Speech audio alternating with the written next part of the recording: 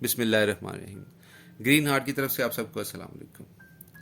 मोहसिन सामिन वासा फरमाते हैं, आपके दिल के अंदर जो अल्लाह ताला की मोहब्बत है, ये समझो कि वहीं की है। उसने कहा कि मैं शाहरग के करीब हूँ, और वो इतना करीब है कि मिलता नहीं सारी ज़िंदगी। शाहरग से करीब होने का मतलब ये है कि अपनी शाहरग में से दुनिया की सारी ख्वाहिशात को निकाल दो, खुद ब खुद उसका डेरा नजर आ जाएगा, पहचान हो जाएगी।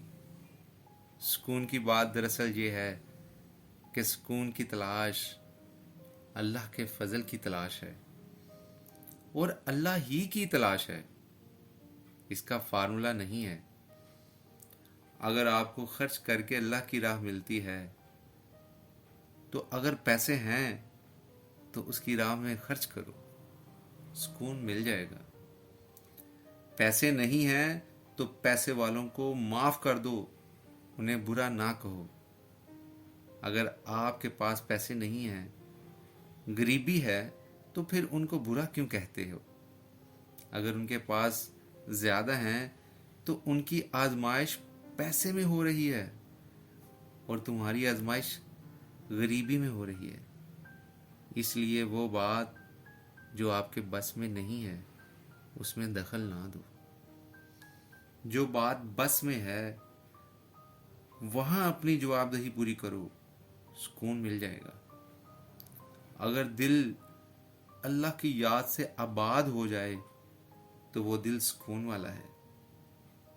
अगर आपकी नीयत दुरुस्त है तो सुकून मिल जाएगा।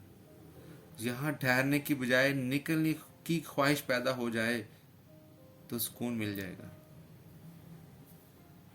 अगर आपका ऑप्शन पूछा जाए कि यहाँ ठहरना है कि जाना है, तो अगर जाना है तो सुकून मिल जाएगा, और अगर वो कहे कि चलो वापस जाने का वक्त आ गया है तो वापस आ जाओ।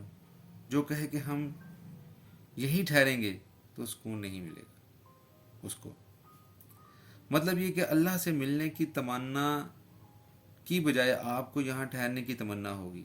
विसाल के बगैर तो दूरी है। ये क्या तमन्ना हुई कि या अल्लाह अपने पास ना बुलाना, ये तो दूर रहने की ख्वाहिश है। फिर सुकून कहाँ से मिलेगा?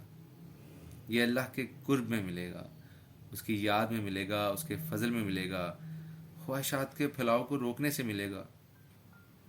जिसको आपने अल्लाह माना है, उसको दिल से याद करो, उसका जिक्र करो, जैसे भी जिक्र करो, आपको सुकून मिल जाएगा। सुकून के बेशुमार तरीके हैं, बड़े फार्मूले हैं, लेकिन असल फार्मूला ये है कि ये दुआ करो कि या अल्लाह मुझे सुकून दे। ख्वाहिश पूरी ना कराना, ख्वाहिश पूरी कराने वाला इंसान और होता है।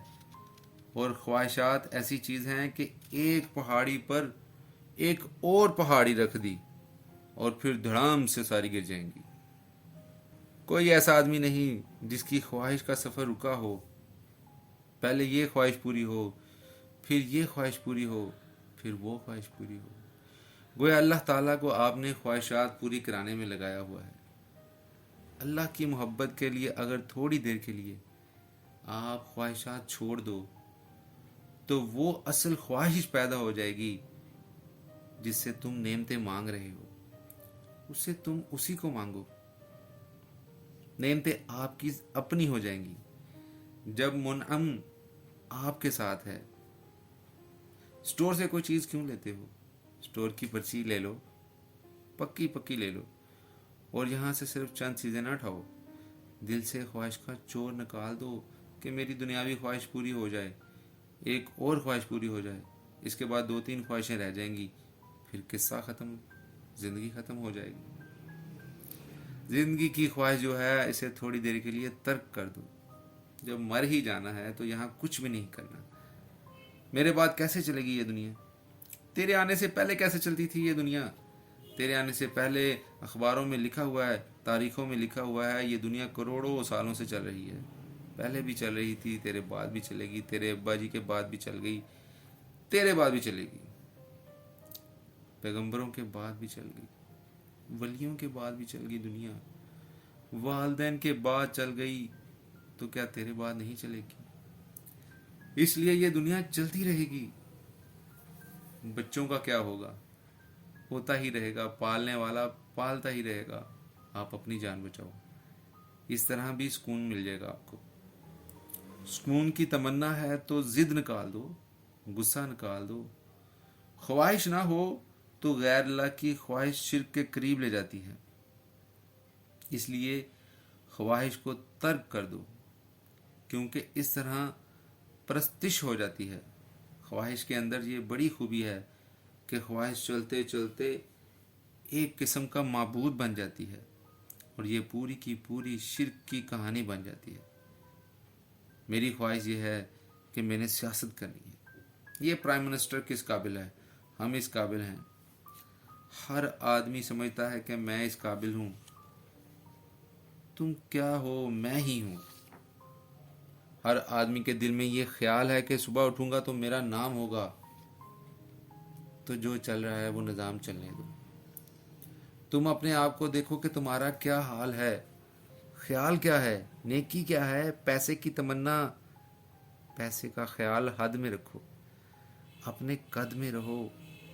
جب پیسہ نہیں تھا، تھوڑا تھا، اس وقت بھی تو زندگی بسر ہو رہی تھی.